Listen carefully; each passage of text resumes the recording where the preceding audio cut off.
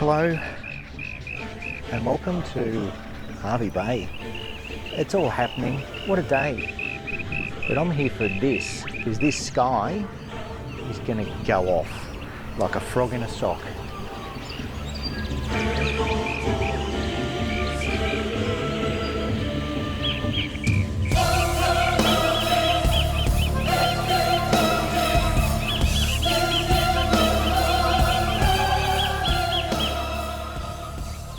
Right, I'm going to go for a starburst. Let's see if we can get a nice starburst through that tree for starters. There it is right there. And then focus on the tree.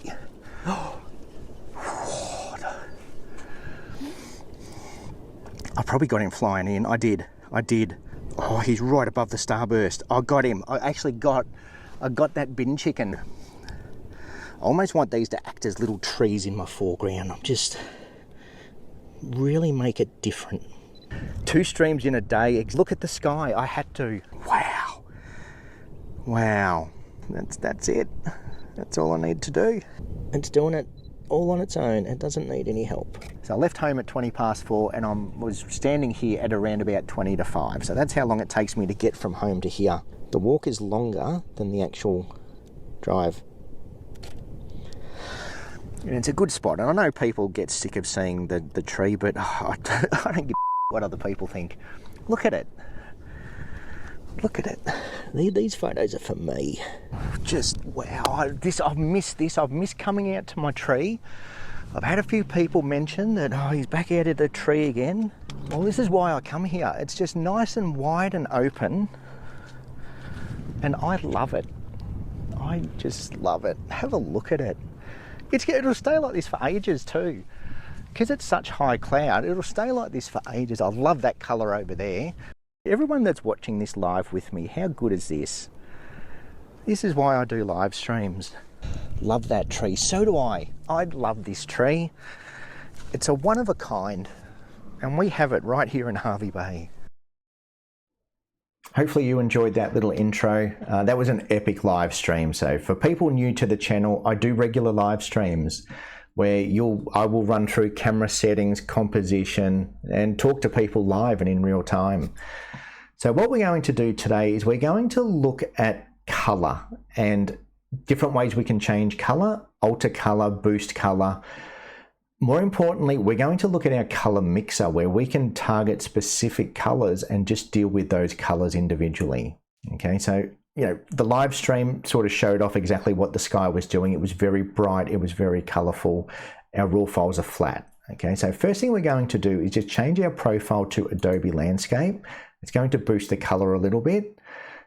Bring down our highlights, lift our shadows, just get the image roughly where we want it to start with. Now, contrast will also boost color. So if we bump up our contrast, that's going to boost our color. Again, it's a global adjustment. So it's going to affect the whole image. So in this case, I'm just going to bring it up a little bit. I don't want it too contrasty at this stage. Our white balance we can change as well. That's going to change everything. So that's another global where it changes our overall color. I'm going to leave it pretty much where it was in camera. Might just warm it up just a little bit. Just add a little bit of magenta to it. And there was a little bit of pink in that sky. So somewhere around about there looks pretty good. But what I really want to get into is our color mixer. So this is where we can really have some fun.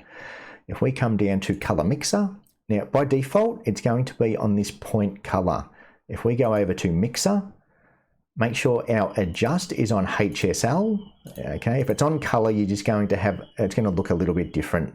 Works similarly, but HSL is just a bit easier to follow. Now we have 3 more tabs under here. We have a hue, a saturation, and a luminance. I'm going to start with the saturation because this is probably going to be the most useful one. And what we can do is we can just target specific colors. So, I might not want to boost my blues, for example. I just want to bring out some of that gold in the sky. So if I come down to my orange slider and take that up, that's just going to boost the orange in our image. Okay, so the people that follow me, don't push these sliders all the way. Okay, that's when you start to over process things. So just by bringing up those oranges a bit, now we're targeting just the oranges and we're not increasing the saturation throughout the whole image. Okay, if we come down to our blues, we might want to boost our blues a little bit, or we might want to take some of the blue out of it, and just by desaturating it, we can take some of the blue out of our image. Okay, I like my blues, so I'm going to bump it up just a little bit. Now, sometimes you'll get some tricky colors that won't be in your little selection.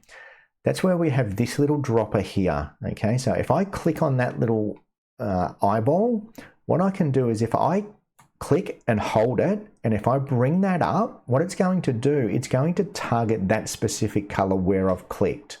And by dragging, so I'm still holding down my mouse, I'm dragging up is going to increase the saturation. If I drag down, it's going to decrease it.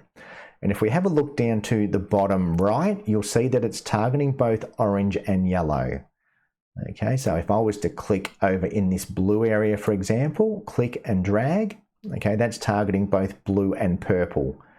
Okay, so if you find that there's a color that you're not quite sure, you don't know whether it's blue or if it's aqua, this little eyedropper here will let you target that specific color. Okay, I can see over here, this almost looks like aqua to me. By clicking and dragging this, I can see that there's even a little bit of red in there. There's some red and there's some yellow. Okay, so then we can sort of, use that when you're not sure what color you have. Now, another good thing that we can do in here is the luminance. So if we come over to luminance, so, for example, the blue might be too bright, too dark. If I come down to my blue and I take my luminance up, it's going to brighten just the blues. So it's not going to affect the rest of the image. I'm just targeting my blues and I'm just going to make them a bit brighter. Okay, if I take it down, we can make our blues darker. Okay, so as with all sliders, just be careful how far you push them. So same with yellows, you might find I want those yellows to be a bit darker. I can actually bring that down and you'll see it's targeting just the yellows in my image, and now it's bringing down the yellow parts. Okay, we still have access to our little eyedropper. So again, if I have some colors in here that I'm not sure about, click, drag, okay, and we can either darken or brighten those specific colors in there. And finally, our hue. Now, this is one I generally don't touch very often, but sometimes it can be handy because I can see a little bit of what looks like a green color cast in there. So if I come to my hue, and again, if I choose my green channel, what I can do is I can just move this up and down. I can see there's no green in there at all because nothing's happening. Okay, so this is where if we use our dropper and we click on that area, what I can do is if I move it down, it's going to turn orange. If I go up, it starts to turn green. Okay, so by changing the hue, we can pick, sometimes you will think you've got a bit of a green tint or a purple tint that you want to get rid of. That's where you can use your hue. So for example, I can definitely see purples over here. So I'm just going to zoom in. Just by holding the shift key, hold the shift key, we can zoom in, hold the shift key, we can zoom out. Okay, so now with my dropper, I can definitely see some purples in amongst that cloud. So if I click on one of those purples, and then I can change the hue, I might want to make them more purple, okay?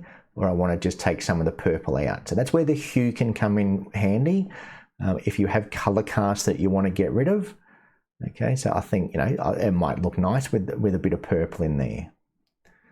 Okay, and then again, just hit the shift, hold the shift key, zoom out, okay, and then we can get a look at it. Just be careful with it. Don't go overboard. Like if I go before and then after, you'll see that we've really overcooked our oranges.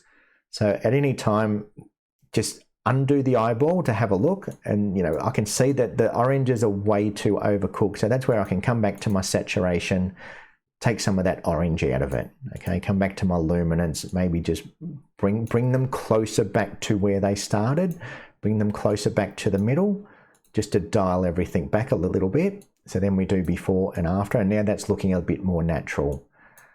Okay, so that's it. That's the color mixer. Good tool, fairly useful, especially when you've got color like this, where you've got lots of colors going on, and you don't want to boost all of your colors. You just want to target specific colors. So that's it. If you did like it, give it a thumbs up. If you want to see me live out in the field capturing moments like this, hit that subscribe button, hit the notification bell. You should get a little notification pop up that I'm going to go live. So that's it. Thank you again, and hopefully I will see you live very shortly. Oh, no card. You dickhead. I did a firmware update today. I have a card. I don't have my video card in here. I normally have 2 cards. I have one for photo, one for video. Anyway, let's enjoy a sunset. It's completely uneven, but I'll go again. And this is all getting captured on time lapse. Let me just go and make sure the time lapse is actually running. This is why I do live streams. But then everything's upside down. That's the big downside. The camera's not on. Let's turn it on for starters.